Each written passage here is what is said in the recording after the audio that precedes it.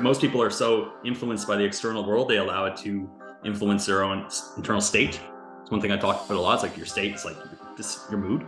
By cultivating that internal, I think of it like internal dopamine. It's like I get all my dopamine from another day of saying what I'm going to do or doing what I'm going to say, or you know what I mean?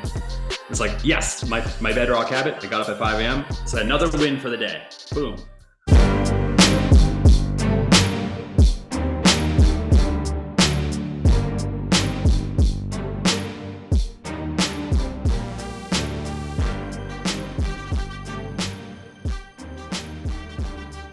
All right, Ben, what's going on, man? I got 3 things to say to you. Oak tree energy. Quitters are chronic dopamine pleasure-seeking bitches. And the say-do ratio. Those are 3 of my favorite phrases that I've seen from you online. So welcome to the show. Thanks for having me, man. Yeah, those are like some of my core philosophies in life and in sales and business and all around. So I'm glad you found those. Yeah, so let's start with oak tree energy. When you say that, I feel like you were talking about standing on strong confidence, being a magnetic person, and kind of permeating that to the world. So is that what you were getting at? Yeah, totally. Most of the stuff that I talk about is in a sales context.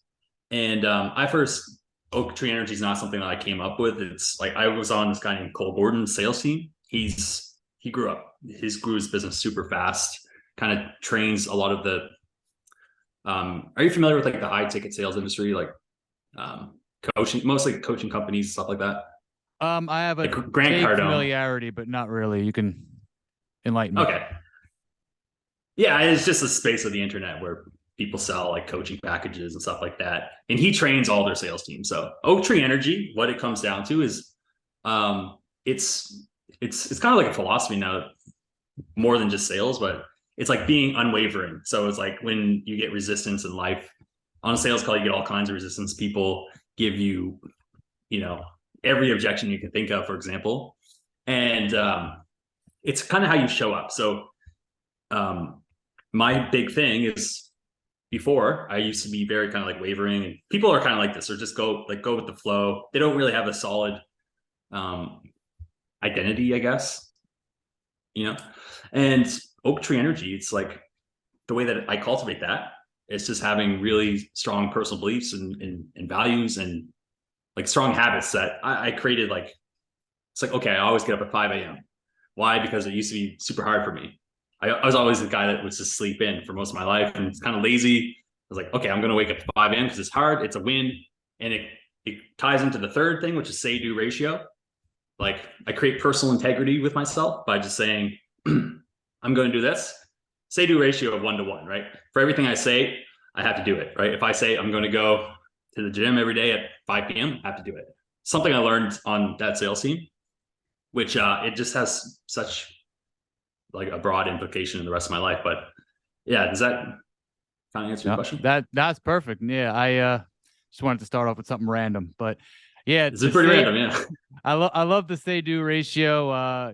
My friend Kyle, the Panda Man, has first joined the gym, and it said, DWYSYWD, and I was like, do what you say you will do, and it's like, oh, that's easy. No, it's not. It is not easy to do it. I eventually do it, but I actually made a quick video about this when I was driving to a wedding the other day.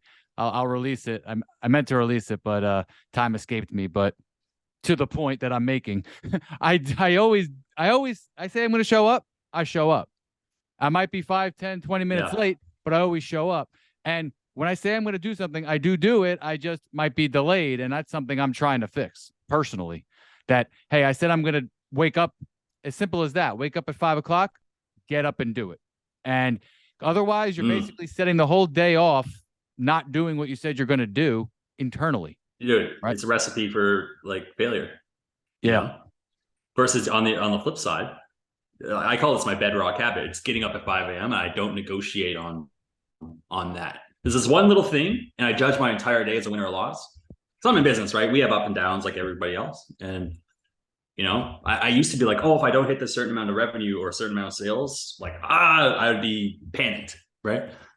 For other people, it's like, well, if I don't get a girlfriend, I'm gonna cry. Or if I don't, like, if you're in sports, it's like, if you don't, I don't know, maybe you have a goal of home runs or something. I don't know, whatever your Yeah. thing is. It's Yeah. like most people are so influenced by the external world, they allow it to influence their own internal state. It's one thing I talk about a lot. It's like your state, it's like your mood. By cultivating that internal, I think of it like internal dopamine. It's like I get all my dopamine from another day of saying what I'm going to do or doing what I'm going to say, or you know what I mean. It's like, yes, my Bedrock habit. I got up at 5 a.m. It's another win for the day.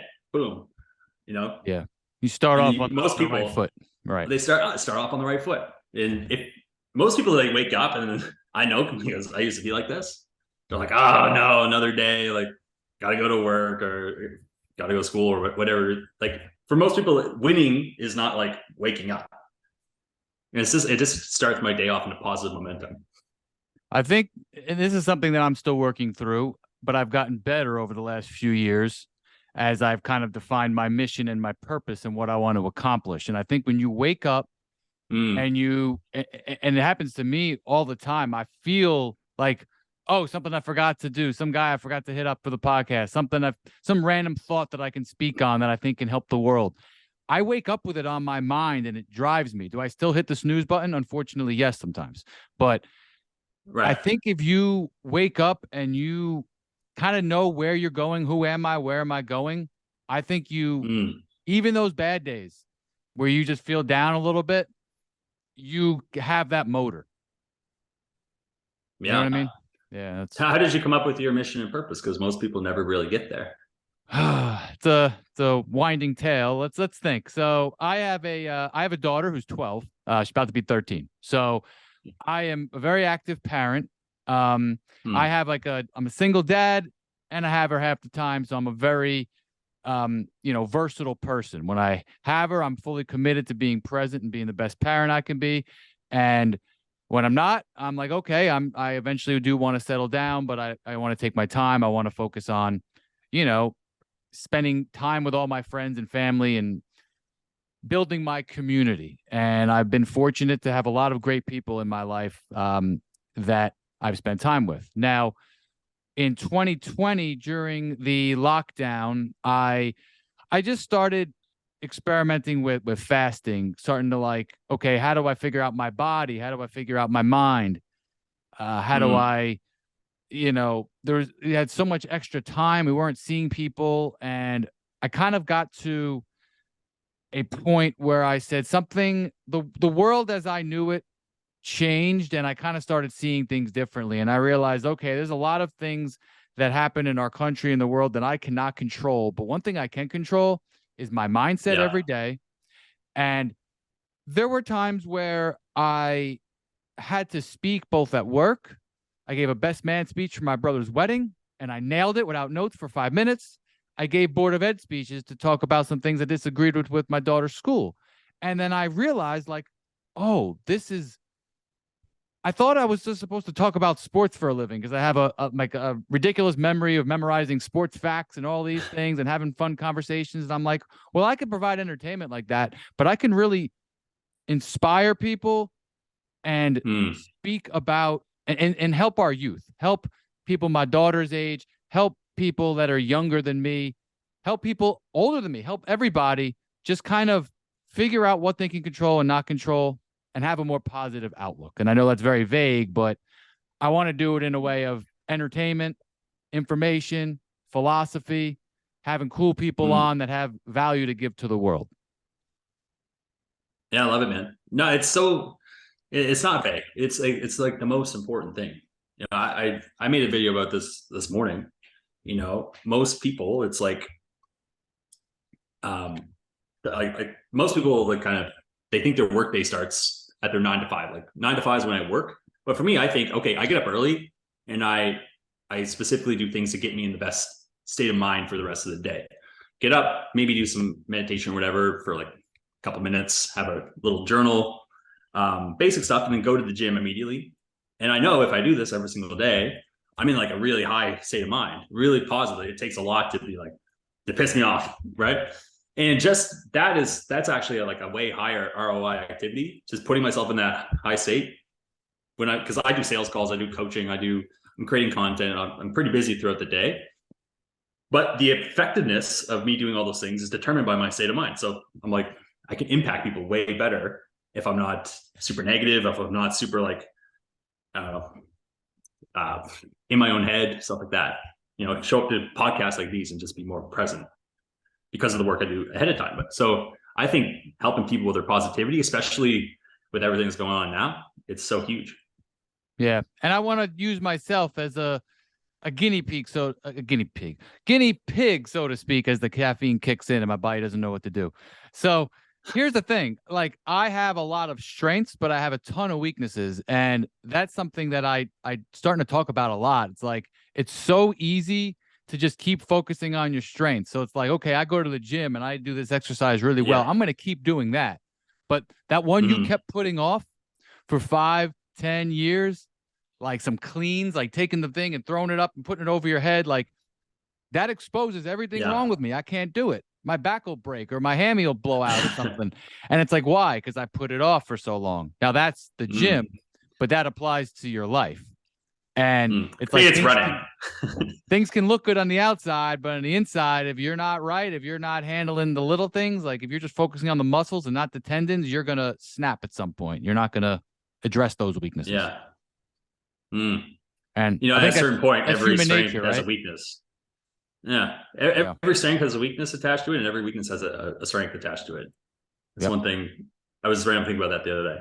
But yeah, dude. So just to go back, you said you got into fasting. I was kind of getting into fasting a little bit. I know Mr. Panda Man does like 4-day fasts like every week or something. I watch his Instagram. I'm like, this guy's crazy, but he's interesting. So that's so tell me about that. Like, how did that kind of influence your mindset and outlook? Yeah. So what I looked into it in 2020 because I had a good friend of mine who had heard about someone who did 72-hour fast once every 4 months to clear their immune system. And he operated on a 20-4 where he only ate for 4 hours a day. And he realized, and his idea was like, hey, I get more done during the day and I'm able to eat more stuff at night because my body has, cleanses itself in that other 20 hours. So I started looking into it. And then, of course, because the phone, like, hears you and, or like, the algorithm found me on Facebook. All of a sudden, like I ran into Kyle on Facebook and, I went to school with his wife. I graduated high school with her and I knew Kyle through people. And I was like, oh, this guy seems like the man. And there was no other gym open. So that's a whole nother story. I did an episode with him where he was able to respectfully open his gym in May of 2020. So he was the only gym that was open and they were doing outdoor workouts. Yeah. So then what state are you in again? So, I'm in New Jersey. Where are you at, by the way? Jersey. Yeah, dude, I'm in East Coast Canada. I'm in Halifax, Nova Scotia. Ah, wow. That's like pretty close. Yeah. Just down the coast or up the coast. Yep. So we're in New Jersey and there's just a lot of there's a lot of various opinions where we live. We live in a very and I'm not a political person, but I have opinions based on logic and facts. And it's a very diverse area in terms of that. So that was the only gym open. And so I joined up with Kyle and he was big into the fasting. And what I realized was I kind of came to this on my own, but then he can break down the science way better. What I realized was that I got a lot of time back. I got all this time that I wasn't making, eating, processing food. I wasn't getting that after breakfast lull or that lunch coma. I was just having water and coffee. And now he's got this juice where you have your salts, like this potassium. It keeps your potassium and sodium up. And what happens is I realized like, whoa, I can actually like my brain from like that's like right now, I haven't eaten in 16, 17 hours. I'm firing. Maybe a little too much. I got to make sure I don't have too much caffeine, but I have like the most clear thoughts that I have when it's like my innermost thoughts. And then he did a presentation on it with a buddy of his who's also an expert on it. And they said, something changes from that 17 to 24 hour like from that 16, window. 17-hour threshold, you start having like more inner light and more inner spirit. Yeah. No, it And makes total sense, man. It makes a lot yeah, of sense. yeah. So I was what's just your having experience to, with it? well, I started experimenting with fasting as well because likewise I felt those crashes. And when I was like working 12-hour days doing sales calls and stuff all day. And I noticed if I would start maybe calling people around, I don't know, 11 o'clock. And then I would typically stop to eat lunch around 2, have snacks, kind of keep snacking. And my energy would kind of fluctuate, go up and down, up and like, I was like, oh, like sometimes I'd be so tired because I had a lot of food. So I'm like, screw this. I went back to like hunter gatherer mode. That's how I thought about it. I was like, I'm in sales. I'm literally like, I want to be hungry, like literally, I thought it would keep me sharper and it also keep my energy levels a bit more even. And so like I'd eat all my food at like 7 o'clock and I hit the gym 7 in the morning, and then wait until like 7 to eat. And I tried that for a while. I wasn't sure how healthy it was, but I was like, screw it. But when it comes to the inner light thing, it's really interesting because for me, I stopped drinking last in November. I'm not like wasn't like an alcoholic or anything, but I just completely quit. I was like, I'm about to turn 35 this month, and I was like, it's like I live in the East Coast of Canada, which is like super big drinking culture. A lot of my friends here are still into that stuff, and I'm like, man, like when does the party stop, right? So I stopped drinking in November. I started doing fasting more. I started doing 24-hour fast a week, Mm-hmm. and I was experimenting with that. And I cut out fast food around December until now. So I've been eating pretty clean and drinking like kombuchas and taking probiotics and stuff like that. And it's like it's like your whole gut. They say that there's like a second brain, right? And Yeah. like there's like something related to like your intuition and like, it's like you tap into that more, right? When Yeah. your And you gut's like felt that? speaking to you. Oh, big time. It's first like I feel like that's like could go down to like a rabbit hole, but everyone kind of has like their intuition. So it's like, oh, should I? It's like, let's say I'm driving, I'm trying to go somewhere. Oh, should I go left or right? And something tells me to go left, and then like it's like, oh, you heard that maybe there's a car crash. If I would have went right, I would have been stuck in traffic. Or to give you an actual example, one time I was leaving the gym here, which is like I was downtown. It was kind of around this time of year. There's no snow, but I was walking across the street, and something in my head told me stop. Just watch out for falling ice. And there wasn't any signs or anything. I just stopped. There was like no snow, and it was like boom, a huge piece of ice landed right in front of me. I was like, whoa, it was like a voice, and it was like I was like, what? Like I was like, what was that? That was kind of weird. Anyway, I just kind of went on with my day. But I mean, it's like intuitions or conscience. I'm like, it's I don't know what it is, but I know when you kind of eat less, when you're kind of tapped in, you hear it a lot more. If that It's makes sense. real, man. Like there are some things that are just ironic and coincidental, but I've experienced enough. I'm 38. Especially in the last few years, like there's a lot of things that are not coincidences. I think that we are actually capable of like seeing things before they happen in a way, or just kind of having that gut feel. I think the hard part is figuring out, like, you hear one voice, is Yeah. that the first voice or was that the second voice? And you're Right. not sure which one to trust. I think Is that's it kind of, the ego or like something else?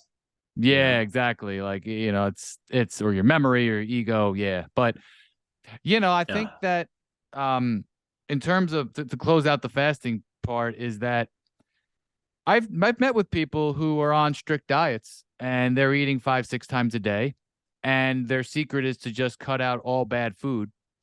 And Yeah. I said that that's really difficult. That's not something you can form a habit around, because there's every commercial, every street corner you go to, there's always bad Yeah. food, and it tastes so great.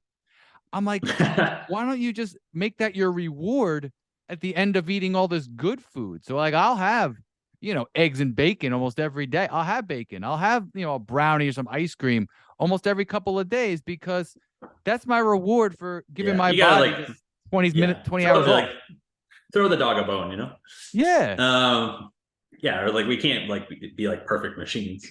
Right. I've been on like since January 4th. I've been working with this personal trainer. He's got me on like 1,800 calories a day, like almost nothing.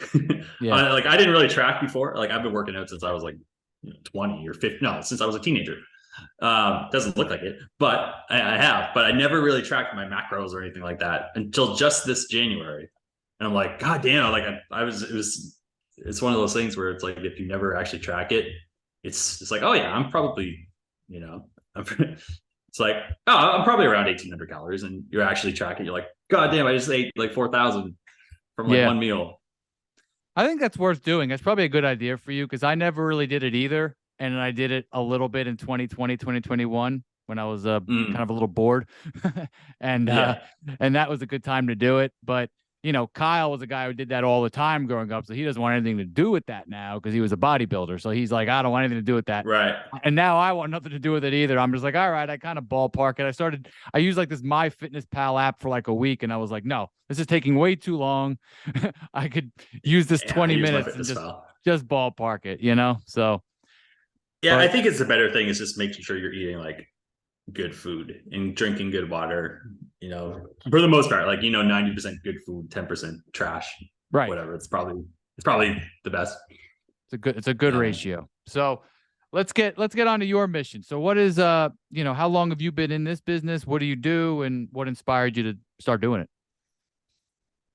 yeah, I'm kind of in like the online business world for the past, since like 2017, 2016, 2015, maybe.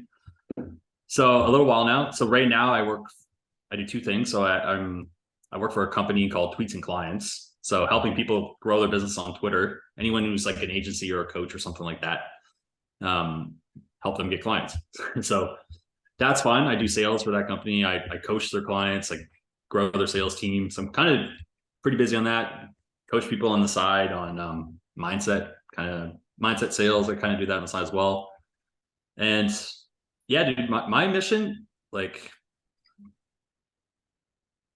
it's a good question because like since the past, um probably since around November when I stopped drinking, I've just been like, man, like I've been feeling so much better since I started just actually having a personal development routine that I just follow every single day. I have non-negotiables, like I said earlier. And I just realized how much of an impact it changed my life. Because like I've ran businesses before making pretty good money, but it was always like the missing part for me, which I never really thought I needed. I was like, oh yeah, I'm like, I can just like outwork it or outthink it. Like, yeah, but like my habits, like what I realized when I left Cold Gordon's sales team, it's like most people, they try to optimize like the time that they work. So it's like a business owner would typically go, instead of working 8-hour days, they'll just cut into their personal life or their sleep. You know, there's guys that work like 20 hours a week or 20 hours like a day and sleep for 4 hours. It's like their life is completely in shambles. And I'm like, well, I can really help people kind of figure out more of like a work-life balance, kind of get into flow every single day, which is something I'm really interested in right now, helping people control their emotions and their state. Because that's really what I needed the most as a salesperson. And what got me into this, I was in engineering back in like 2015. I just about to graduate, and I realized I was like, dude, I'm like too dumb for engineering. I just smart enough to graduate, but I was like, I can't see myself doing calculus and all this stuff for the rest of my life. And I kind of was like leaning more towards the business side of things. Every single book I got a bunch of books behind me. Every single business book was like, you have to learn sales. So I was like, damn it, no. It's like I got into engineering so I wouldn't have to learn sales, because my dad was like an entrepreneur. He was doing door-to-door sales when I was a kid and then starting businesses and stuff. And I was more of an introvert. I was like, okay, I'm just going to go to engineering so I could just like do nerdy stuff. But ultimately, I started working. I got a job doing door-to-door sales, and I became like a freelance marketer guy, copywriter, writing ads for people. I did that for a few years. I started an agency. Eventually after that, I started coaching. So I've been kind of on this like weird progression, and being from a small town here in Canada, like it's funny because I didn't know anybody in real life who did it. But yeah, now I just kind of help people that are wanting to do a lot of the same stuff, just like help them speed things along, Yeah. stuff like that. Yeah. So it sounds like you're an expert in sales. Is that I mean, there's people or, better than me for sure, but yeah, I've yeah. you know, But you have a lot of experience in the yeah, sales. Yeah, because I am I've been told that I'd be good at sales because I'm good at connecting with people and finding common interests and getting to know them. I think the hard part is that I don't have a ton of experience with it. And I think the ultimate thing is you got to be closing. You got to get that deal done.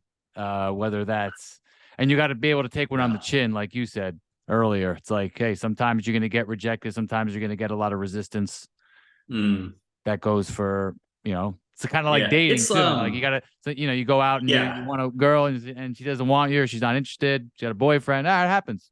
But you have to have an abundance yeah, mindset. You have to say like, okay, I yeah, know I have a lot to offer. Like I know that, exactly. okay, that's her loss or that's his loss. Oh, they don't want business with me. All right, that's his loss. Not in a Yeah. condescending way, but in a self-valued way, right? It's abundance mindset. It's like there's okay, well, I'll just on to the next one, you know? There's always just more people. And that's actually an interesting thing that you bring up because I think a lot of people struggle with that. But especially in dating is such a good analogy for a business. There's so many parallels between sales and business. And so, for example, it's like sometimes you see like the average looking guy with like the supermodel girlfriend. And it's like, well, the average guy would be like, well, he must be rich or he must, I don't know, like maybe he's like a movie producer or something. Who knows what the people Yeah, he have really these like, puts it down in the bedroom. yeah, dude must have yeah, guy's hanging dong, as they say. But yeah, it's like, no, typically people like that, they're just like so comfortable. Like they know what their value is that they're bringing. So it's like, they don't even, most guys are so like self-conscious.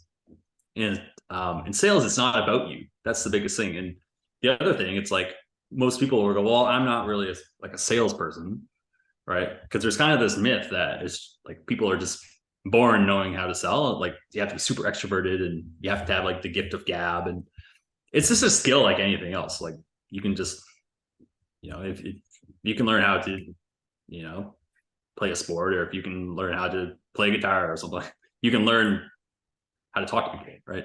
And that's just it. You're literally just talking to people, figuring out, do they have a problem? Okay, like I have a solution, and then getting the deal closed. I think an example in my life is when I went to graduate school at Villanova, and at that point in my life, I was early 20s, and I was always petrified of presenting, Mm, because I just didn't like getting up in front of people.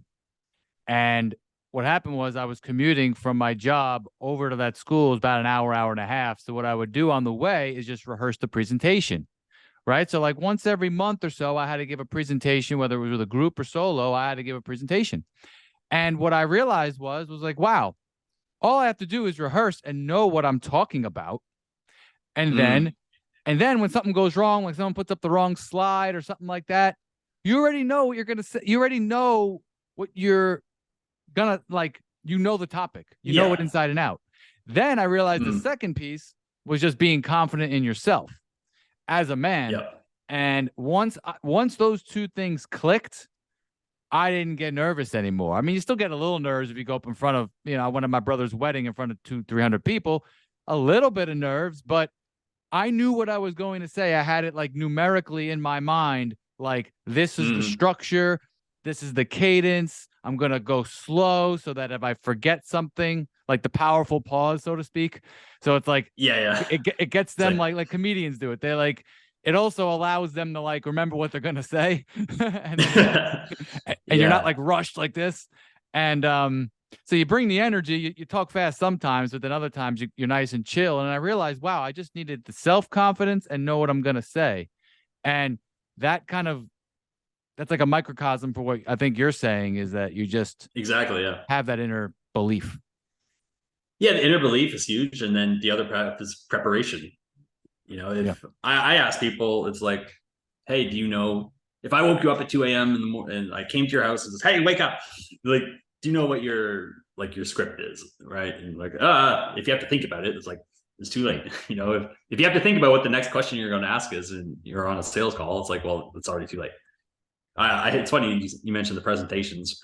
When I came back to Halifax. So long story short, I graduated. Small town here. There's when I got into engineering, it's like, hey, there's a 90% employment rate, and then there was like a mini recession. I was like, oh, by the way, it's like a 10% employment rate here. So I moved to Toronto, obviously a way bigger city, and I was like, well, there's more people there, more opportunities, and I was just I couldn't find a job, and that's what got me into door-to-door sales anyway. But when I came back, I applied to this agency because I found out about this marketing stuff, and I was like, well, I should probably get some experience. So I I was emailing all these agencies, and I was kind of cocky. I was like, hey, this is why you should hire me. I'm so cool, and I don't have any experience, but like I'm gonna crush this. And one of them gave me a shot, and they're like, hey, meet us at Starbucks and like pitch us. So it was like a sales position, and I rehearsed this. I had this whiteboard that I brought with me. I was like rehearsing it for probably a good 2 days in the middle of Starbucks. It was so it's so weird and random thinking back to it. But I was like, okay, then we're doing this and this, and I was like drawing all this stuff out, and all these people were around me. But they're like, okay, well, that was not how we sell at all. But like, maybe we'll hire you to like do marketing for us. I was like, okay. So that's kind of how I like. That was like my first, I guess, agency, basically my first agency job. That's cool. So yeah. On that note, like, do you feel that your morning routine and your non-negotiables in general allow you to properly channel your energy throughout the day? Yeah. Dude, totally. So the way I think about it, so if you break up your day into 4 chunks, so it's like you have 8 hours of sleep. Ideally, you're not cutting into that. Some people are like, I can get away from 6 or 5, but a lot of science says you need 8 hours. Yeah. And then it's like 8 hours of work, ideally. So that leaves 4 hours in the morning and 4 hours after work to kind of like, I think of it kind of like in the morning, I compress myself. So I want to make my morning my hardest part of my day, because, sales can be really tough, but I go and do like an intense workout. I got my morning routine. So I think of it like compressing like a spring. And then for the work, I like when you let go of a spring, all this energy goes out, and I'm giving that away. And then in the nighttime, kind of like, I guess unwinding or decompressing, like just chilling, turning off my brain, like relaxing, thinking of stuff that's not work. Because it's super easy if you're in business to just only think of work. And that was one of the things I used to struggle with. Like I would just be the type of guy to be like, it'd be like 3 a.m. I'd still be up thinking about work and be sleeping until like 11 o'clock, 12 o'clock. Just like no way to live. Yeah, I have weeks like that sometimes where you're just a couple hours behind, and it's a domino effect. And yeah, I think that's a good approach, that you have the non-negotiable of 5 o'clock. Now, of course, you want your 8 hours, but if you go to bed at 10:30 or 11, you're still going to get up at 5. Still get up at 5, yeah. Yeah, so that you're not, pushing everything off. And then, so in the morning, what do you do? Do you meditate, read, work out? Yeah. Workout. Well, I do all 3. Yeah. Okay. So the first thing I do, I used to be the guy that hits snooze too. So I went to Costco and I bought these things called smart plugs, and I got a lamp that's, I have my phone in another room. So it has an alarm that goes off at 5, but I can hear it. And I have a digital alarm I bought from Amazon. So again, it's even today, even though I wake up at 5 a.m. every day, it's not like I'm like, woohoo, 5 o'clock every day. I'm like, fine, like not another, like I should sleep, So the alarm goes off. I have to get out of bed and turn it off. And at the same time the alarm goes off, I have this smart plug that it's at 5 a.m. it turns the power on and just blinding light. I'm like, I'm instantly up. And then I'm like, just like stumble. I go turn off my alarm and then chug a huge thing of ice water. And then I'm like, okay, I'm like ready to go. Like I'm not going back to sleep. And then my first thing I do is I have like a journal. And it's pretty simple. I just write, here are the things that I regret from yesterday. Right. And the goal of writing that down is to like say, okay, how am I, if I come across these things, how will I avoid doing them today? And eventually you get to a point, like there was a really big things where it's like, I wish I didn't go out and drink 20 beer last night. And, well, I'll tell you actually why I stopped drinking. I started doing this regret journal thingy. And it was November 11th. So it's like Remembrance Day here in Canada. I guess Veterans Day in the States. And Yep. I was out with my friends. We were drinking and we were on those electric scooter things to go pretty fast. And we just having a blast. And then I was like, I'm going to jump off the curb. And I jumped and I crashed. And I was like, oh, I hurt. I didn't break anything or anything, but I hurt both of my wrists. And I was at the gym yesterday or the day after trying to do bench press. And they both hurt. And I was like, that's it. I'm done. I'm not drinking anymore. Because of this regret, I was like, okay, like the regret minimization journal, you know? And the craziest thing is like, it starts with big things and then it's like smaller and smaller. So I'm like, oh, I said this tiny thing, or it's like, you know, the smaller it gets, eventually, if you're just going to bed every single day, if you start stacking up days where you don't have any regrets, that's a really good feeling. Like there's not a lot of like better feelings, because most people are like, like I shouldn't have ate all that pizza, or like I shouldn't, you know, smoke that crack or whatever, you know, people have some like bad habits. But for me, I started getting like, after I removed all these I think of it like driving a car. So it's like, if you're driving a car and there's nails in the tires and, you know, there's cracks in the windshield, there's all these like bad habits that are slowing us down. And if we get rid of them, it's like, man, you have so much more energy to get to your goal. Yeah. And learning from your mistakes. That's a good, I like the regrets. I've thought about always writing down I also think random thoughts are good, because I wake up with like thoughts on my mind, and, you know, sometimes I want to ramble on for hours and hours, but sometimes you can just make quick points in 10, 20 seconds that can really, that people can really relate to, and that can, you know, inspire yourself and inspire other people. That's just one part. So I just run through it really quick. Yeah. I'll read like maybe like a, like a Marcus Aurelius or something, like a classic kind of like mindset. I won't read like for more than, really, I just look for a nugget, right? Just something that's like, oh wow, that's really good, something to kind of chew on and let it circulate in my brain. And then I'll go, I have like meditation practice. I bought this course. So there's this guy named Rudolf Steiner. If you never heard of him, he's like this old Austrian dude. He's died in 1925.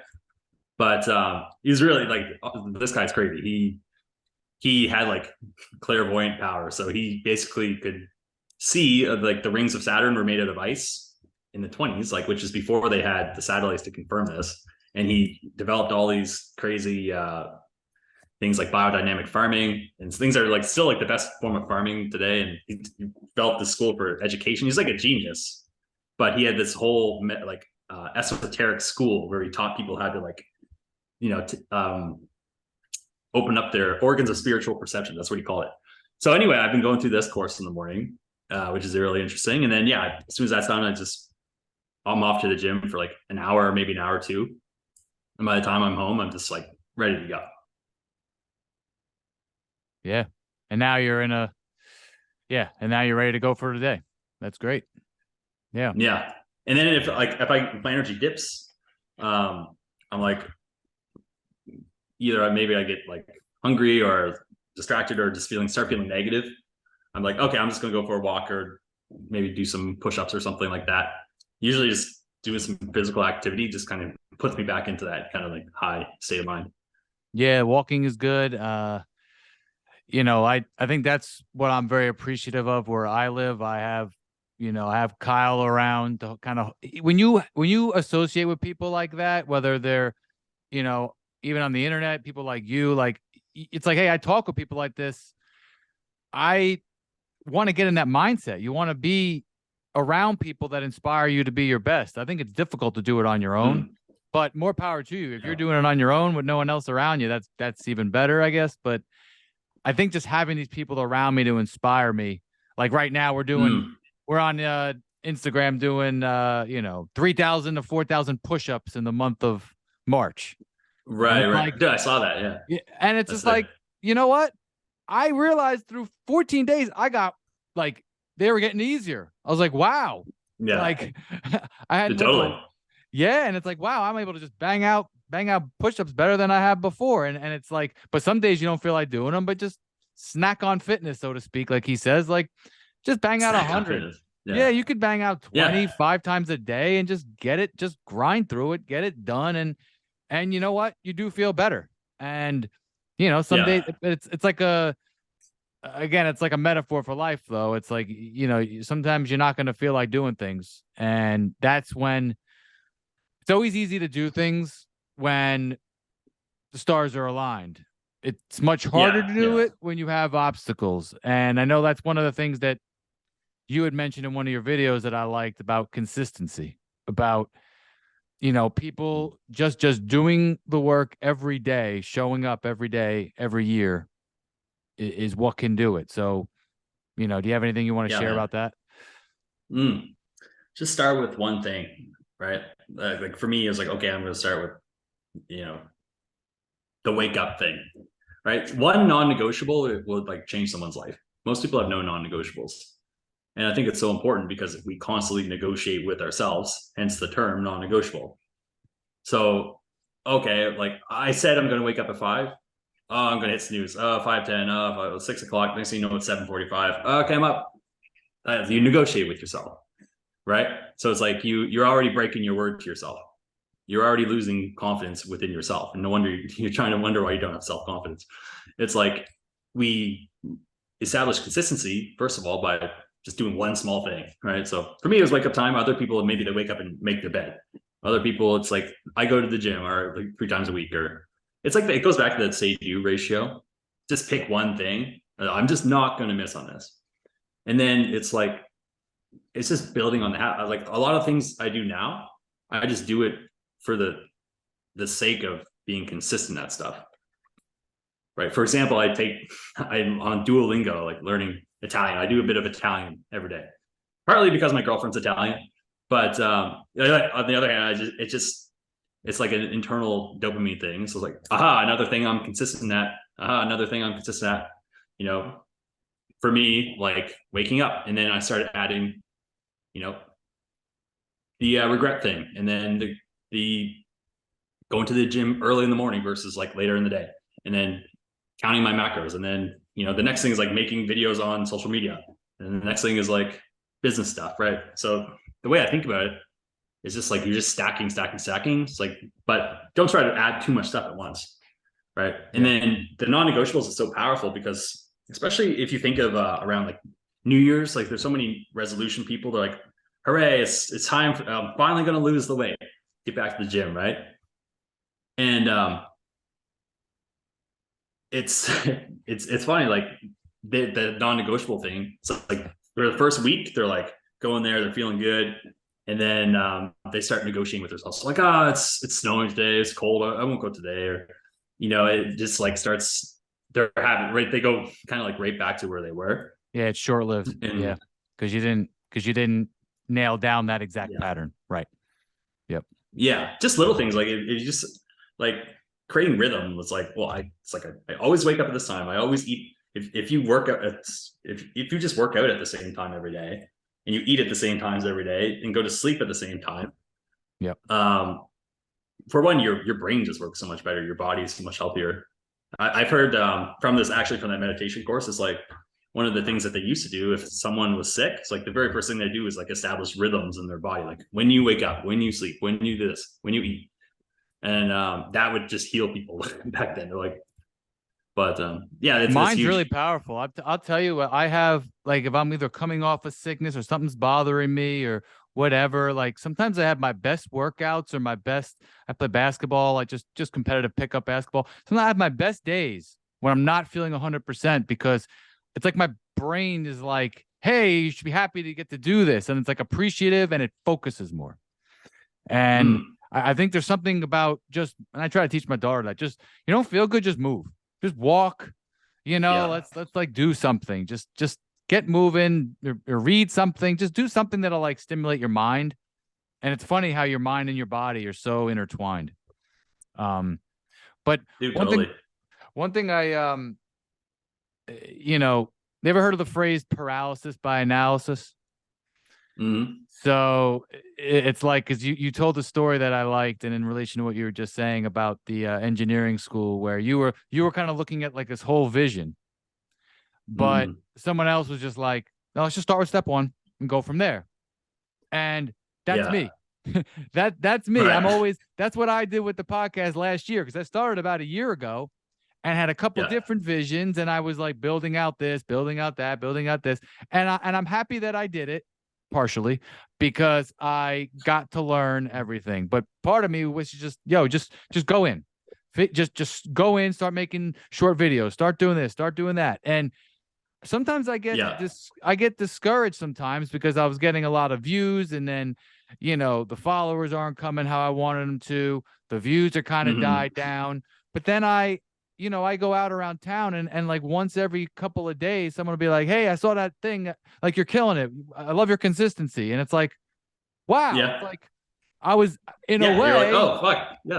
Yeah. I was like, oh, thanks. So it doesn't matter who's watching. It's like, you are connecting. You are slowly but surely going up those stairs.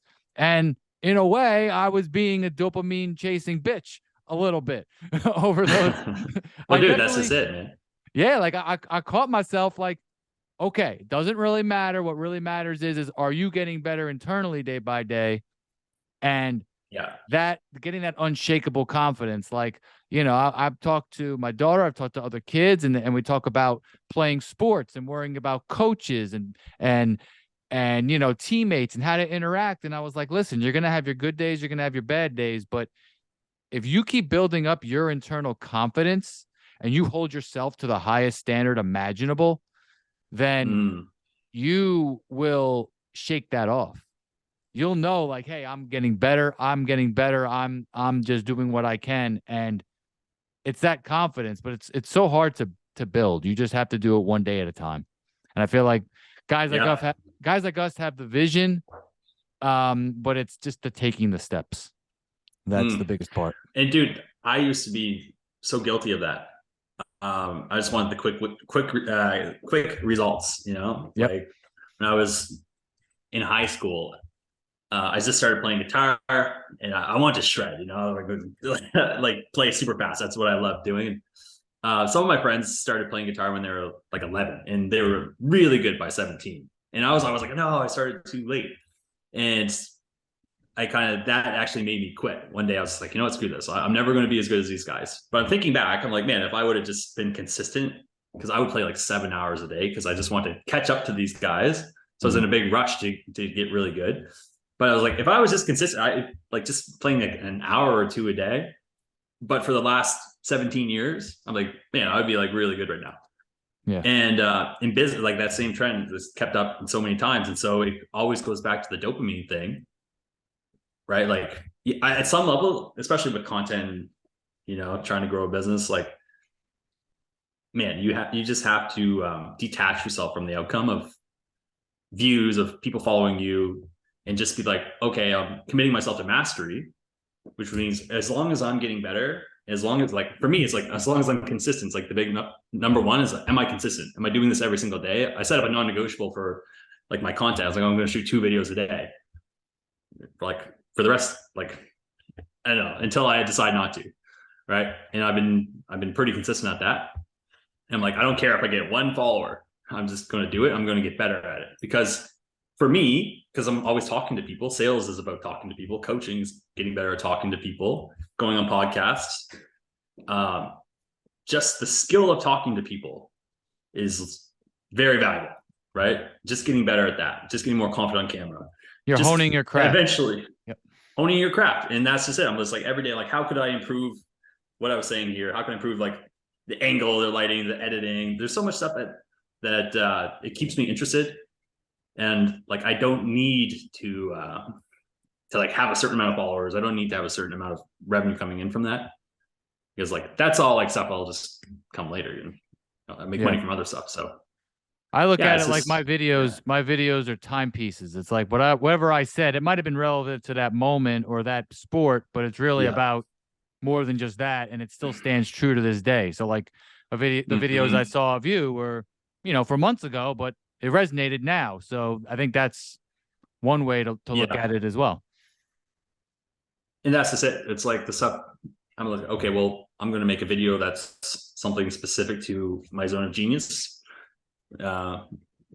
genius with a J, maybe sales, business stuff, marketing, whatever. But then something that's timeless, which is like mindset or self-development related or something that's actually helped me, and I'm just going to put it out there. And like I find a lot of people are just kind of scared of just putting themselves out there, to scared to create content.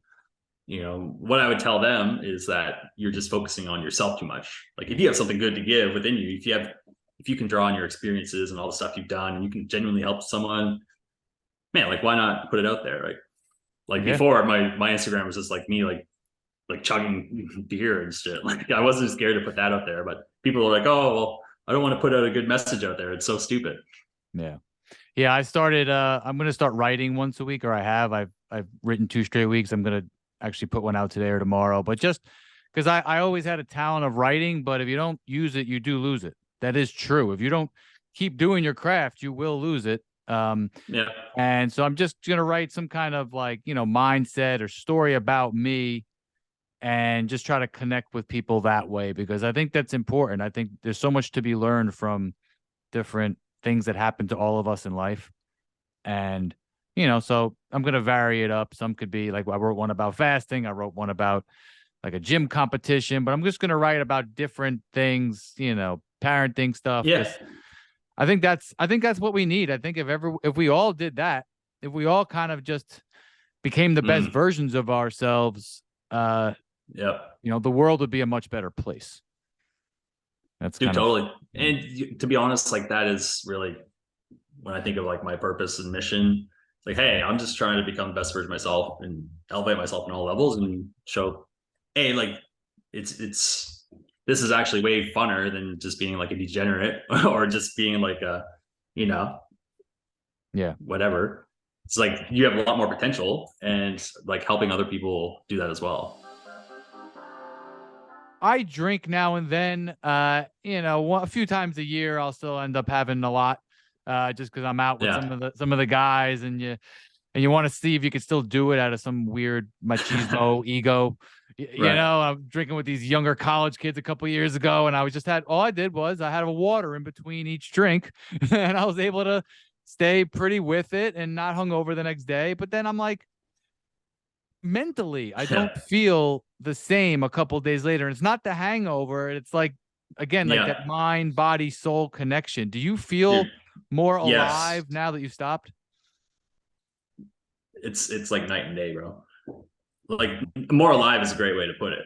I think sometimes I say there's a difference between being a human being and being like a human animal, right? Like when you got like a lot of bad habits, like if you're drinking, like, I don't know, like I wouldn't drink every weekend, but like a lot of weekends, right? And it's like you're drinking, you're eating junk food, God knows what else you're doing, just like maybe you're like watching too much TV or playing too much video games or whatever the thing is. It's like you're kind of like in this like lower like frequency state, I guess you could say, or whatever you want to call it. It's just like, it's like you're less present and less aware and stuff. And once I stopped drinking, like that was the biggest one for me, because I was like, man, I stopped drinking, and then like a month later I felt like a different person. I was like, holy shit, like I felt like I wasted the last like 20 years of potential. Like, man, like someone should have told me 20 years ago how much cooler it was to just not drink, because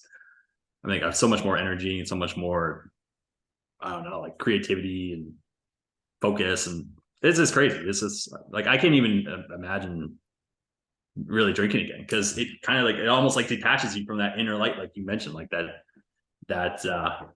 whatever you want to call that voice. Yeah. Well, that's actually a great conversation point, because I would smoke weed now and then, more now than then. And sometimes I got into a habit of always thinking that it made me creative. And then I realized that time would go by and I wouldn't act on it. And that's the thing. Yeah, that's the problem.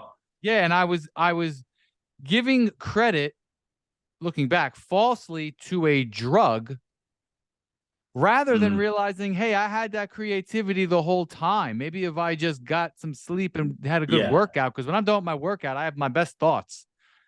and Exactly. or some caffeine. And it's like, I didn't need that. All I needed was myself to be right mentally. And I do think it's okay in doses. I do think now and then, like, you have a bunch of caffeine and something hits you, or you smoke a little bit with your friends. That's the only time I do it now. And it's like, okay, yeah, I did. I thought of something. I do think of things now and then if you channel it, but I had to like detox my system from it for like a year to get to that level.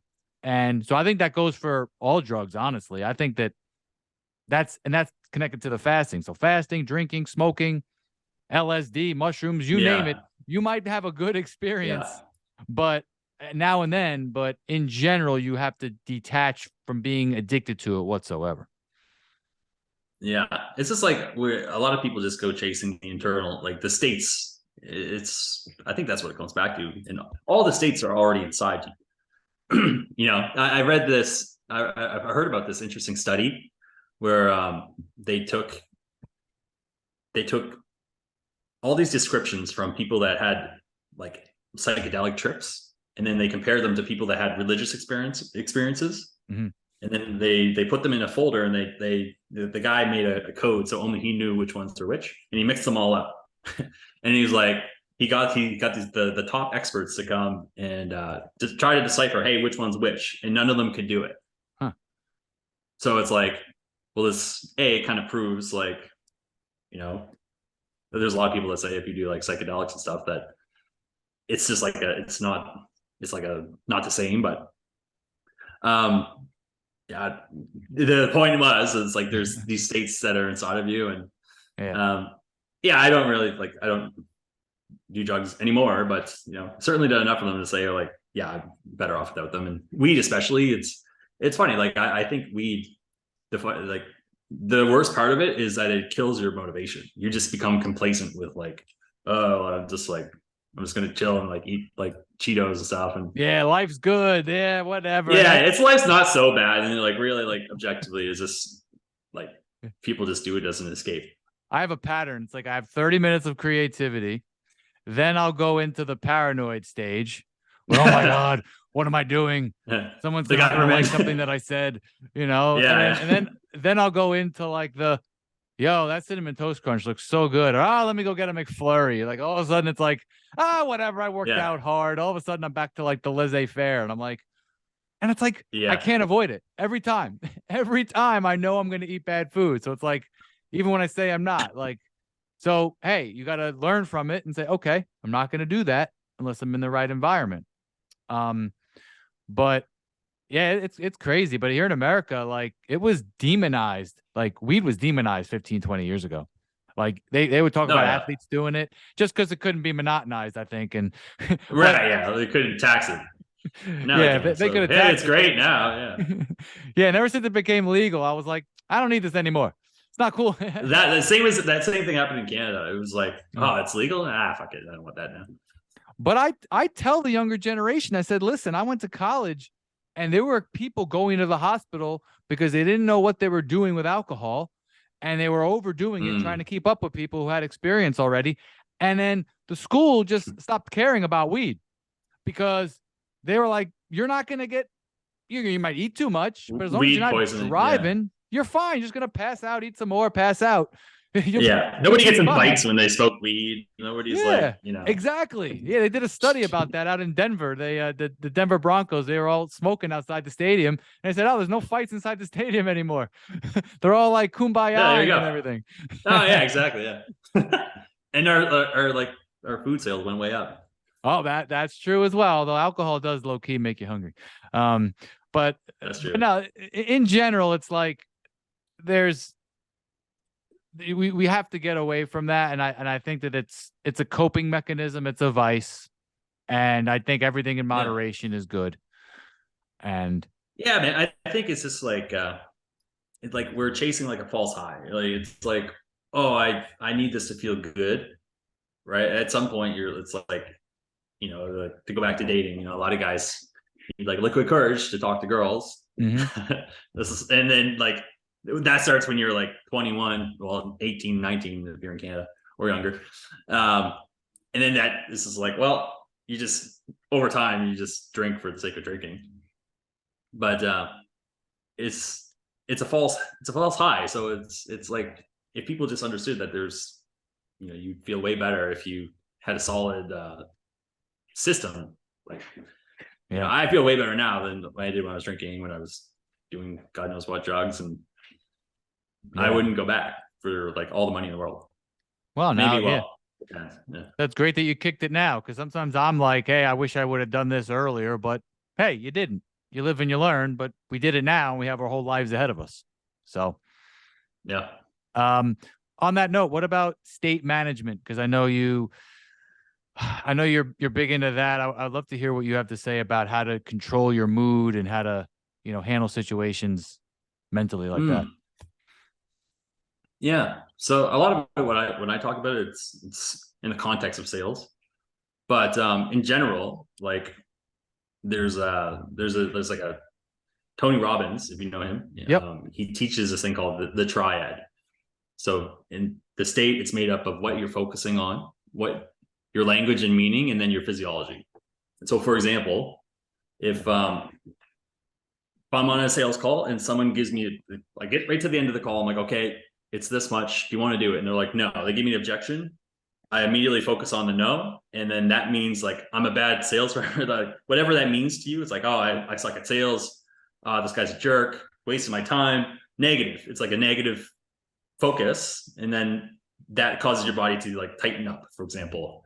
And then you're like, as soon as you tighten up, you're like, like you're definitely not closing the guy at that point.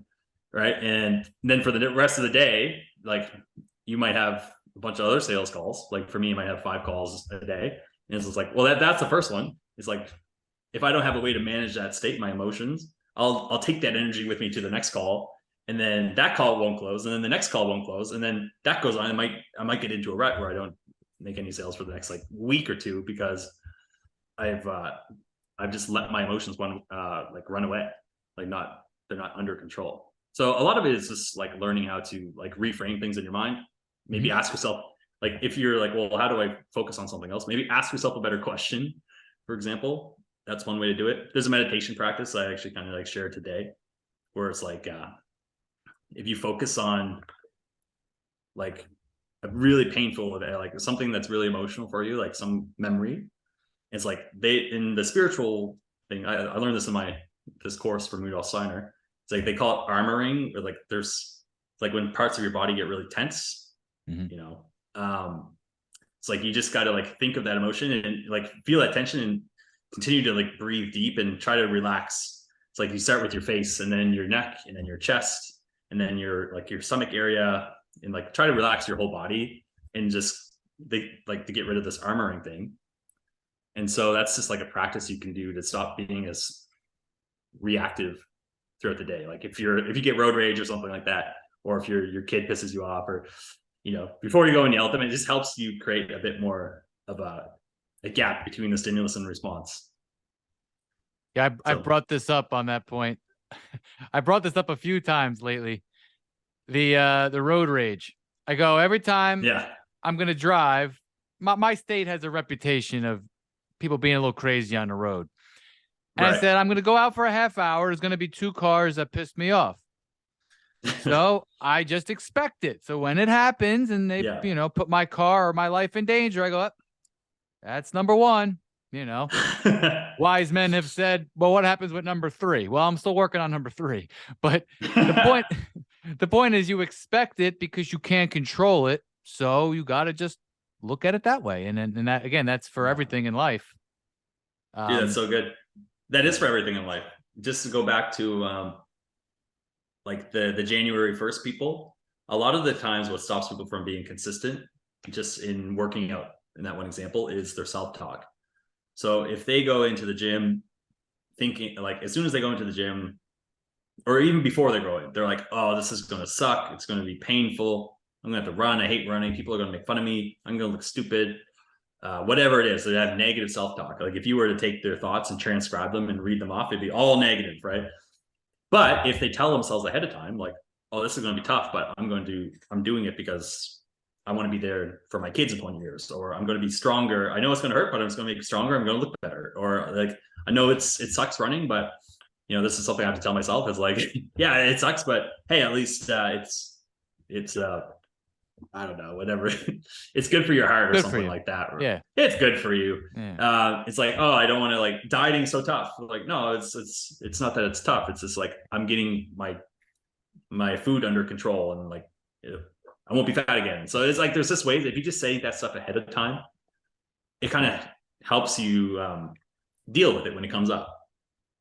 And that goes for so many things. I teach that to sales guys because a lot of my clients are like, I hate sales. I don't want to like talk to people and stuff. I'm like, well, first of all, like that's the problem. You have negative self-talk about the thing, which is a positive. Like this is a positive thing because it makes you money. Going to the gym is positive because you get in shape. Eating right is positive because it's like you won't be fat and stuff. Right. Yeah. So we never want to have negative self-talk about something that's going to give us a positive outcome. Positive self-talk is real. I should talk myself all the time.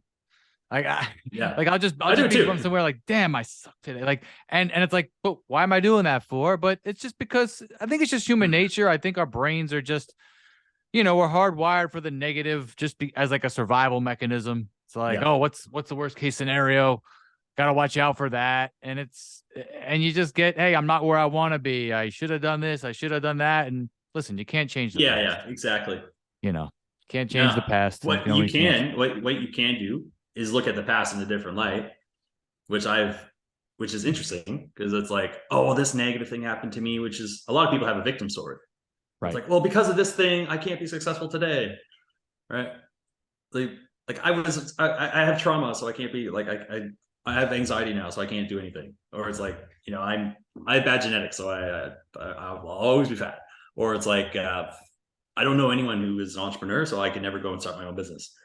Or like all these things. It's like, oh, my teacher said I was bad at math, so like I could never like learn math. Like we have all these weird like stories from the past, and like so many people just let them talk. But it's like one of the things you could do. It's related to state management, but not really. It's like, but reframing those stories and seeing them from the positive. So it's like I said earlier, every negative has a strength. Every weakness has a strength, and every strength has a weakness. And ideally, you look at things from the positive for everything. So you just kind of pump yourself up all the time. So it's like, for me, when I was a kid, I was super shy.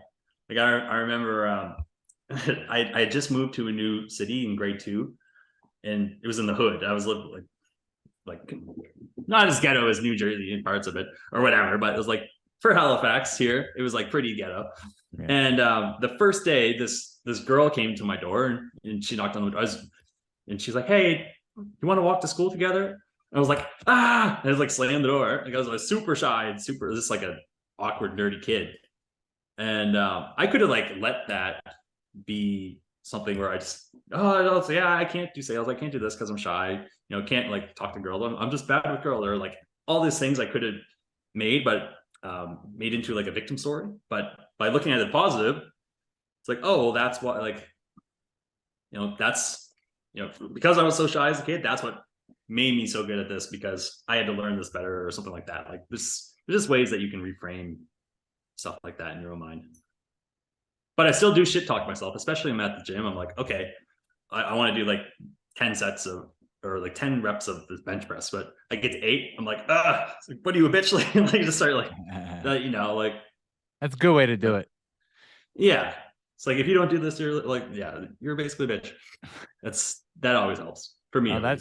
That's where the gains are made, man. Those last couple of reps every time. That's, again, when it gets hard, that's when you got to keep going. I've done some crazy stuff lately, like, walking with something with a weight vest on and going for like a half a mile. And it's like, your mind wants to quit way before your body can. You can keep going. Yeah. Your brain is being a baby. He's like, nah, just push through it. You're good. So what kind of sports did you watch? What's that? I like all kinds of sports. I was going to ask if you watched, there's a Netflix documentary called 14 Peaks. You ever see that? I have not. I've heard of it. So it's basically this guy named Nims Purja. He's from Nepal. The 14 peaks are the 14 highest mountains over 8,000 meters or whatever that is in feet. really high mountains like Mount Everest and stuff. So he has a goal to climb them all within like 7 months. And the previous record, only one guy has ever done it, and it took him like 7 years. And this guy's just like a beast. He's like, like what he says at one point, it's just made me think of it. It's like, same thing David Goggins says, actually, if you know him too. He basically says, whenever you think that you're done, you're only at like 40% of your capacity. Like your mind tells you you're done way before your body does. Right. Yep. That's funny. I was about to bring up Goggins 2 minutes ago. Yep. Yeah, he's a good, great inspiration. Dude, his book's crazy. Like, Can't Hurt Me. Like that's what a crazy life story that dude has. I might go read that book actually, because I've put off reading it for other novels, but I gotta start reading. I think I'm gonna do a daily reading. I'm gonna start sharing it on my Instagram story like you. Smart. It's good. It's a good way to inspire, actually.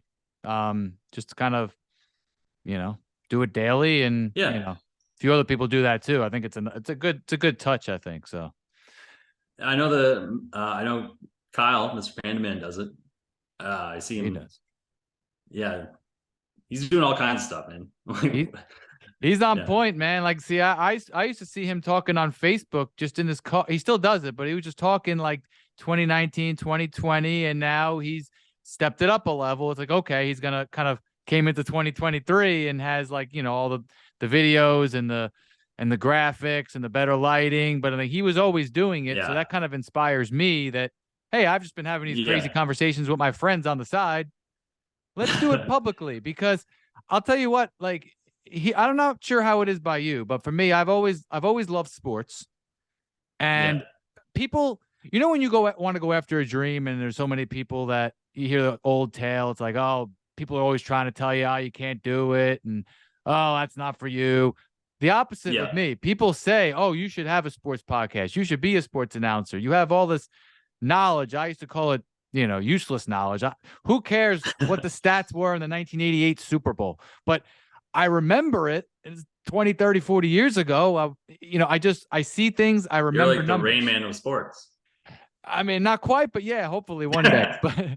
but more of like, I want to change the discourse. I want to say, hey, you're viewing the sport on the screen. Some people just look at the sport on the screen. They have their biases about the way the game is played. So that's what I see. Then someone else is looking at it purely on a spreadsheet with like mathematical data that goes beyond just numbers. It's like formulas and analytics, and they just look at it through that realm. And I'm like, hey, let's find a middle ground here. Like numbers, like Kobe Bryant has a reputation. Some people think he's overrated. Some people think he's one of the best 3 players ever. And I go, well, forget all these analytics. Why does he have the lowest 2-point percentage of all these 15 guys that I'm looking at? Well, he took too many bad shots. See that? Eye test, numbers, but no fancy formulas, no biases. It's just like, there's your number right there.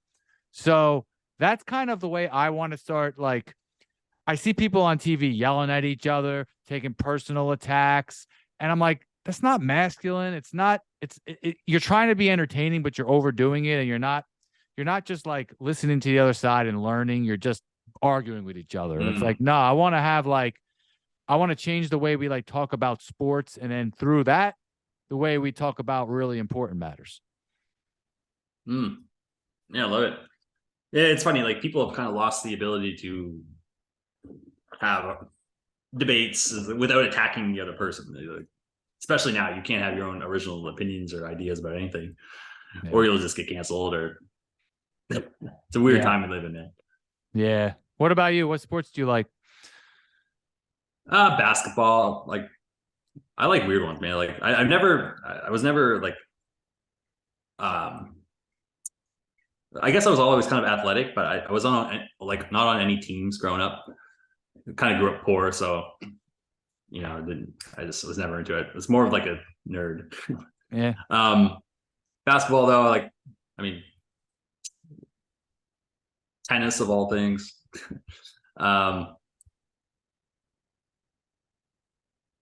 Those are the 2 main ones for sure. Basketball, yeah. All right. So what? No, I actually played tennis in high school for a little bit, but never really played it before. But that's another confidence thing. I wasn't confident enough to go play baseball. So I play tennis. I got a book here. It's called The Inner Game of Tennis. And funny enough, a lot of people in sales read that because like the inner game's inner game. Like it directly translates. Yeah. Let's transition into the last section here. What's the verdict? If you're running a sports team, would you draft 22-year-old LeBron or 22-year-old Jordan? I mean, Jordan all day. Good answer. No, I think. Yeah, I mean, like, well, like, why though? It's like Jordan created, like, I mean, such. He like changed the game, like, basically, like changed the game when he. I think. LeBron's cool. I mean, like, LeBron's obviously a good player too. Yeah. My opinion on the matter is that there's a mentality difference. I think Jordan just had that, kill or be killed mentality before he even stepped foot on an NBA court. Yeah. And as I get older, no, totally. And LeBron didn't develop that until 2012, like midway through his career, he developed that fully. And I think that's the difference for me. But it's something you may not know. In 1984, the back when the Dream Team, right? 1992 Dream Team that the U.S. had, that like globalized basketball, and it was like the best team ever assembled on paper. Before that, they always had college kids play for the U.S. So in 1984, Michael Jordan and a couple other guys I don't remember were on the Olympic team, and they played some scrimmages against the NBA players.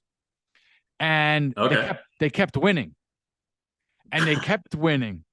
And then Isaiah Thomas and Magic Johnson and Larry Bird start showing up. And then they won. College kids won again. And then guys were taking like harsh shots on Jordan. Like they were roughing him up. And he comes out the next two games and just lights the place on fire. Like the scores weren't that high. I think they were like in the 80s and 90s, but Jordan had by far the most points. He was making incredible passes. And this guy had never stepped foot on the NBA court yet. And it's like, whoa, he walked into the league like the third best player behind Magic Johnson and Larry Bird. He walked into the league just third best. Right. That's how crazy it was. Yeah. And it's like, yeah, he got kicked off the team in like high school or something, didn't he? Or college. I think he didn't make the varsity team. They overblew that story. I think he just didn't make the varsity team as a 10th grader. So he got stuck on JV. Okay. Yeah. Have you read Relentless by Tim Grover? No, my best friend is reading that right now with his kids. Well, this is a really quick story. He was like Michael Jordan's personal trainer. Yeah. And basically when he was getting started, he just graduated from like kinesiology or something like that. And it's like, well, he's like, I love NBA. Like, I want to work with the best of the best. So he just wrote letters to all the NBA, all the Chicago Bulls. This was when Jordan was at his peak, right? He was like the shit. And he sent letters to every single person except for Michael Jordan, because he's like, he probably already has a personal trainer, right? And the only person who called him was Michael Jordan. He's like, hey, how come you didn't send me a letter? And then he actually ended up, he was like his first client was Michael Jordan. And then he was like his trainer, which is insane. Wow. And then he worked with Kobe. Yeah. Tim Grover is like a piece too. That's like, his book is really, I would listen to his audiobook because it's him talking. It's really good. Yeah, it's cool. My best friend, who actually had on this show, he's like going over some of these sections with his kids and having the kids read it to him, so that they kind of learn some of the mindsets and stuff of high level athletes. Yeah, that's cool, man. Thanks for bringing that up. How do you feel about, especially over the last few years, how do you feel like the relationship between the media and the public? Do you believe the media? Do you think they tell the truth, or do you think they deceive us? What's your thoughts on all that? Oh, okay. Yeah, well, whatever the media tends to say, I tend to think the opposite is true. So, yeah, I think it's just like a big propaganda machine designed to make people either scared or to, push some agenda. Whether, right now it seems like we're pushing closer and closer to war with Russia, which is not good. No. Sending all this money over there, getting everyone to say, I support Ukraine, when they really don't know anything about it. I was actually in Ukraine before the war started. which is an interesting experience. How was that? That was great. This was back in 2018. Me and my buddy, his girlfriend is from, well, his ex-girlfriend.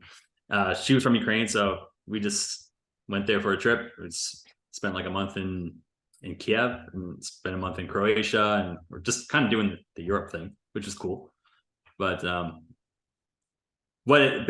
whole, I guess since I'm on the topic,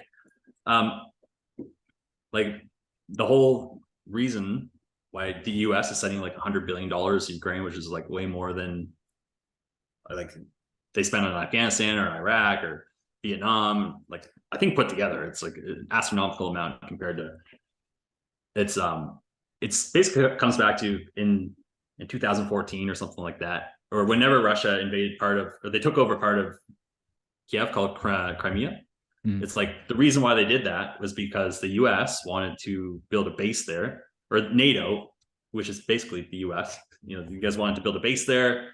And it's like the way I heard it described, it's like the equivalent of if China wanted to build like a military base in like Mexico, right? You guys would be like, whoa, like what? No, like A little too close to home. A little too close to home, right? And so Putin, who's he's just like, well, no, like we don't want you guys doing that.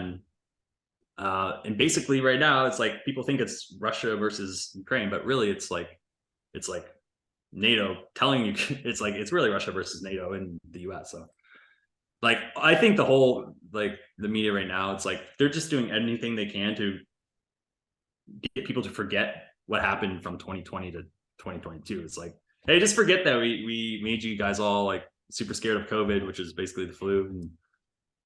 And sorry, let's go down a rabbit hole. No, I think it's all bullshit. I want to go there with you because I feel like we're on the same side here. Because I'll tell you what, man. Like my whole worldview changed. Like I mentioned earlier in 2020. 2021 was really when I started. So I found old pictures of me in 2020, and I was going pumpkin picking with my daughter and my family, and I was out there wearing a mask in the field. I was like, wow. I was going, look at me being a good soldier. Look at me, And then by the time 2021 came around and the initiations came out, and I was like, a lot of my close friends who were very knowledgeable said, yeah, we think it's the right thing to do. But I'm just like, well, I'm very healthy, and I don't see any reason that, listen, if these things work. Probably in my 60s, yeah. Yeah, exactly. But like, hey, if these things work, then they work, and I shouldn't be forced to take it. And if these things don't work, then I shouldn't be forced to take it. And that's it. It was very logical. I called out the hypocrisy. I went to a Brooklyn Nets game in April of 2021 with my daughter. We had a test outside the stadium. This is before vaccines really were widespread. And they made us sit like 10 feet away, 10 chairs away from everybody, which is how the seating was set up. And they made us wear masks the entire time. They were like on us, like hawking us. And I'm like, we just tested I couldn't even go to any sporting events. Wasn't even allowed in. But think about that, man. Like you're not going to lower the ticket prices, obviously. So I'm going to pay full price to have an usher like yell at me and my daughter. And I'm like, okay, what can I do here? I'm going to find popcorn or ice cream, something that I can just you just like eat the whole time with the mask. Yeah, exactly. They didn't sell one popcorn. They didn't sell it. And that's where I was like, that's it. Conspiracy. I can't even get popcorn at a basketball game. That's when I snapped, I think.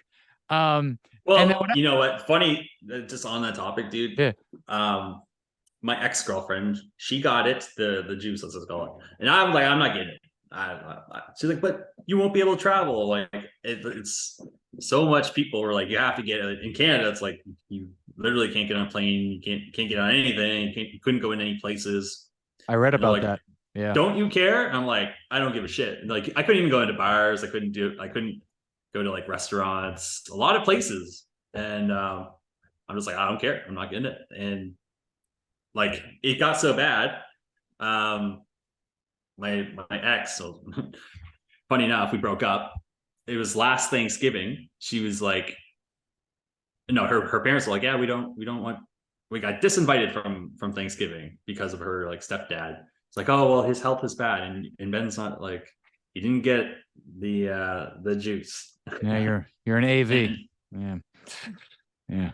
yeah. And I was like, man, come on. Like her,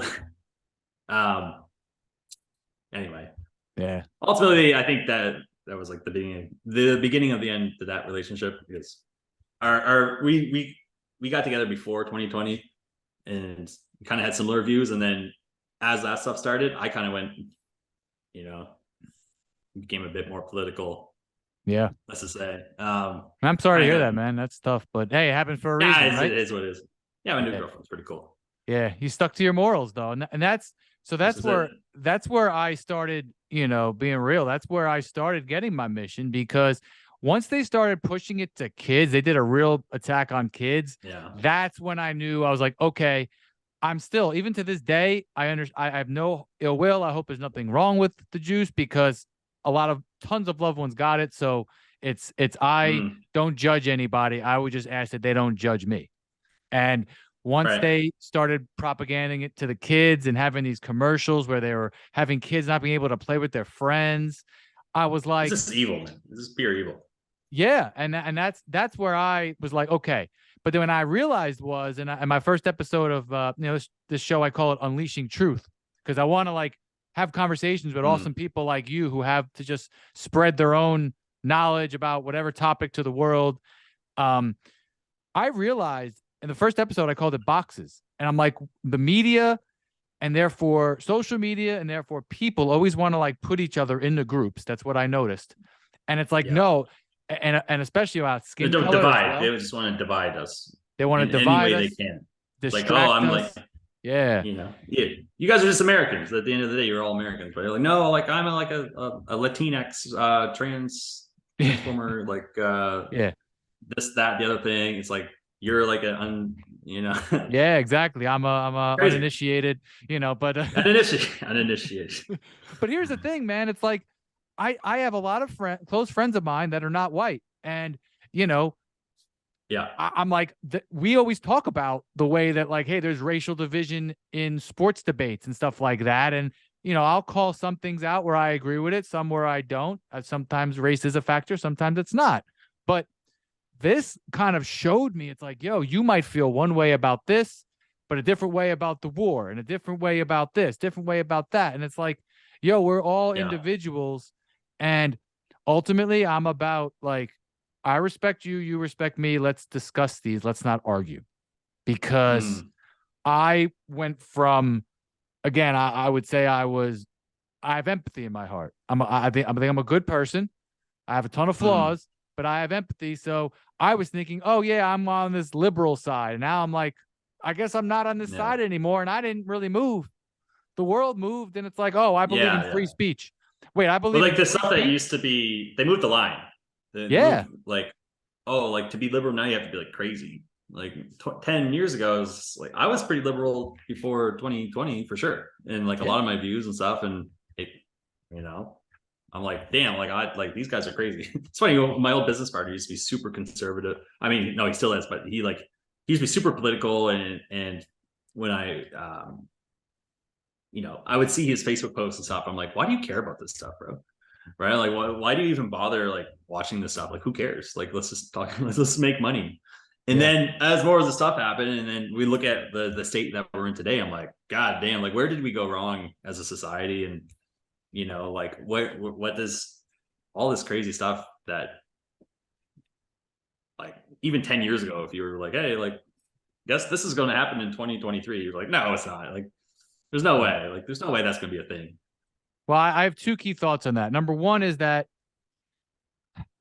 we can only control what we can control. So I agree with you that, hey, we just got to focus on living our best lives, leading ourselves, as we talked about, and making money. Can't control what's going on by the global leaders, but we can control our reaction to it and ourselves. Right? So that's number one. I completely forget what number two was. It was a good point. Damn. I'm sure it was your mindset, probably, one thing you can't control. Yeah. Probably turn off the news for one if you're going to try to do anything good in life. Just I have to tell my girlfriend because she works for the government, unfortunately. But she'll come home when she'll be like, "Hey, let's just start watching the news," and I'm like, put in my AirPods. I'm gonna listen to music or something. She's like, "Why don't you watch the news? Like, if there's anything important on there, I'm sure I'll hear it from somebody. Like, why would I even subject myself to? There's nothing on there that's good. It's only negative. Why would I be programmed from?" I don't even like watching TV and stuff these days. Like, I used to watch a lot of Netflix and stuff, and everything is really programming on some level. Like, there's usually subliminal messages and like not even subliminal messages, but like themes and a lot of stuff. That's just, you can tell if you look at it objectively. It's like, I don't even want to like watch this. Yeah, no, I see it, and again, as a parent, I kind of use it to my advantage because the world's so desensitized now. So I kind of like say, she'll even be like, "Hey, how come The Simpsons or how come this show kind of called what was going to happen?" And I'm like, "Well, you want my real answer? My answer is that they know it was going to happen, so they're just kind of like giving you tea leaves, so you think it's all BS, and then also they're like clearing their conscience, so to speak. It's like, yeah, we told them, they didn't believe us. That's Simpsons predicts everything. Yeah. South Park had an episode with the transgender movement. And again, I don't judge. I do whatever you want as an adult, but I don't feel the need for it to be in schools. I don't feel the need, for them to influence kids. And that's where I'm at. And ultimately what I'm trying to accomplish here, because I think that if more people, maybe that was point number 2, if people like you and I just, the most important topics are politicized. The most important topics are politicized. So we should be able to have calm conversations about it, but realizing that all the people politicize it on both sides to keep us divided and distracted. And it's like, we could just calmly talk about it.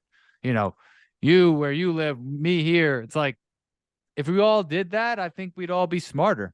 But someone's listening to this right now as soon as I release it. So yeah. Well, dude, like we had the Freedom Convoy in Canada where all the truckers went, and they were in Ottawa, and basically how after was that, that? they Can you let tell go me of all about the that?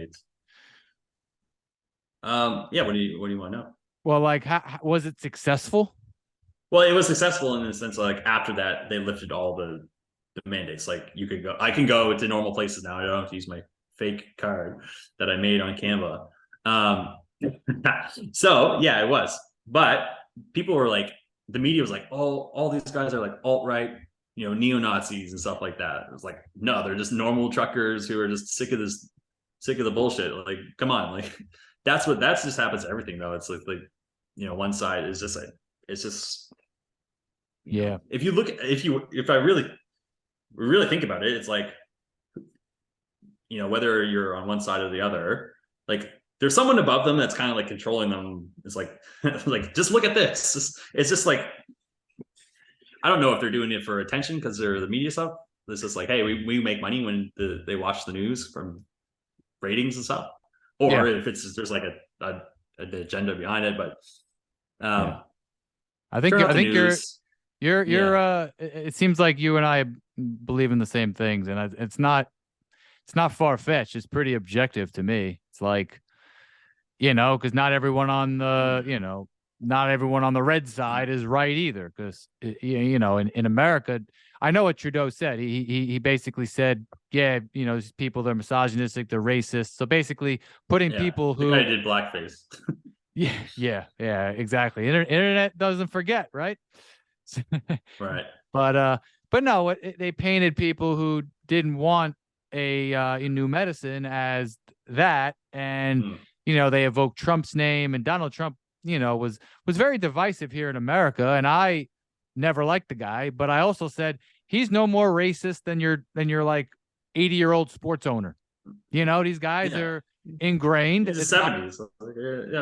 I mean, he was like, Donald Trump was probably one of, I don't know, like a guy of his kind of like background, growing up raised in New York, very multicultural, like in the construction thing, which is probably very like, it's not like it's just white people around him and he's super racist. Like I would see him being like less racist than someone like Joe Biden, but maybe that's just me. Well, Trump was a big, like, rappers loved him in the 90s. You know, they would always bring him up as like an example because, you know, they respected, like, he was like a white corporate gangster kind of, you know, kind of like a shady Yeah. businessman. But I but guess. but I don't like, listen, I don't like him. But you know, some of the, you know, I like him more than I used to. Like from like 2016 to 2020, I was like, oh, that's a bad guy, but I respect some of his points. And then by 2021, I was like, shit, you know, like, wow, I didn't realize he might have been more right than I thought. And then now I'm like, oh, he's still toting the juice for the last 2 years and bragging about it. I'm like, okay, he's just a complete Yeah. narcissist. And like you said, with the strings, he's one of the guys on the strings. Yeah, dude. And, you know, Dude, it's like someone sent me a video today. It was from a guy who I'll send it to you on Instagram later, just yeah, so you can watch it. But basically, this guy knew one of the guys from the Rockefeller family, like super wealthy, super influential. yep, And he was talking to him. Do you know about do you know that we funded the women's liberation movement, right? Feminism, basically. He's like, yes. no, like, do you know why? He's like, oh, because you want women to have equal rights. He's like, you're an idiot. No, of course not. They're like, well, why is it? It's like, well, number two, like, one, we wanted to tax like 50% of society is like not working for the most part. So it's like we need more taxpayers. But number two, now that the woman is not like raising the kids, like now we raise the kids. It's like we can like they're raised by the state and we can like program them how we want them to. And it's just getting more and more towards that now. It's like we want social media to raise kids and like implant their own seeds. And yeah, I think a lot of it just comes down to like making people more like mindless. It's like automatons. It's, you know, they only can like listen to the government. Everything they say is right. Like, don't think for yourself. It's scary. Just worry about what we tell you to, you know, and just, yeah, it's a weird time to live. It That's hits interesting me and too. you too, though, because I catch myself sometimes. I'm like, damn, am I always preach open-minded thinking, but I'm like, wait, am I thinking this way because I'm watching too much, you know, anti-government social media? So I gotta be careful. We all got to be careful about that too. And that's what I want to do. I want to have information and entertainment on my show where, like, you're gonna get all different views. You know, I had a guy who's a very smart young guy, and he's a vegan, and he believes that's the healthiest way to live. And then some guys are carnivores. You know, Yeah. different ways of working out, different beliefs on the world, and I think like that's what we need. I think we need stuff like It's that. multiple perspectives, you know. Yeah, but That's where one of we the can all problems today. There's only one perspective. right. One way look at, well, two really. Yeah. And It's yeah, you like ever heard of, right or left. Yeah. yeah, and that's, you ever heard of George Carlin?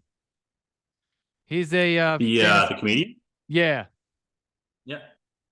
yeah, you should he had one called Jammin' in New York in 1992. Maybe go watch that one. We were watching it the other day, my friend and I, and it's like you would have thought that he was talking about right now. Like, Right. again, he had some in the 80s and 90s where you were like, wait, is he talking about right now? It's like, this is 35 years ago. And it just shows you that it's, you know, it's universal truths. And he would kind of rip on Mm. both sides. Not to get too dark here. So let's talk about, let's end on a positive note. So where can I find you? Where can the viewers of this show who will eventually come in, where can they find you? Yeah, Instagram and Twitter, mostly on those two. So same handle, Ben W. Byrne. It's Byrne. Okay. Easy to find.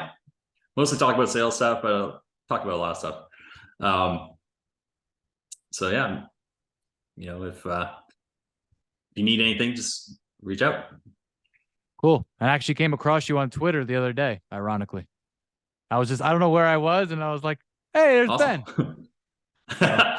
I'm way more active on, I mean, I think I'm just as active, if not more, on Twitter. So Okay. I like Twitter.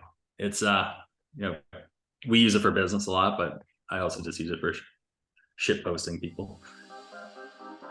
It's good for people to hear someone from Canada, someone from America, you know, talk about you know, the way the world is. It's there's not there's it's you know, I think there's a lot of people that think like us, but they're just kind of scared to admit it. I usually only have these conversations with people like in the sauna at the gym. For some reason, people are more open about their beliefs in there. Maybe because Yeah. it's like oh, Well, it's like no one, yeah, no one's wow. listening So or something. so like there's a lot of people that feel that way that Oh are yeah, around you. Yeah. Okay. I mean, there's also a lot that don't. Like, there's a lot of people. Like most of my friends, like probably 80% of them Yeah. got initiated, as you said, Eh, which is sad, but yeah. Well, we just hope that everything goes okay and that it's the end of the yeah, day. It's like I look at it like it's 2023. Something else could be coming, so we got to be we got to work together. We're all one human race, So yeah. Either way, just keep living your life. Don't focus too much on the news. yeah. Just keep going to the gym and keep making money. And, Yeah. you know, that's my mentality anyway. State management, right? State management. Yeah. All right. Well, I appreciate you taking the time. Oak tree energy for life, man. We'll talk soon. All right. All right, bro. Thanks for All having right. me. All Take it right. easy. Later. Bye.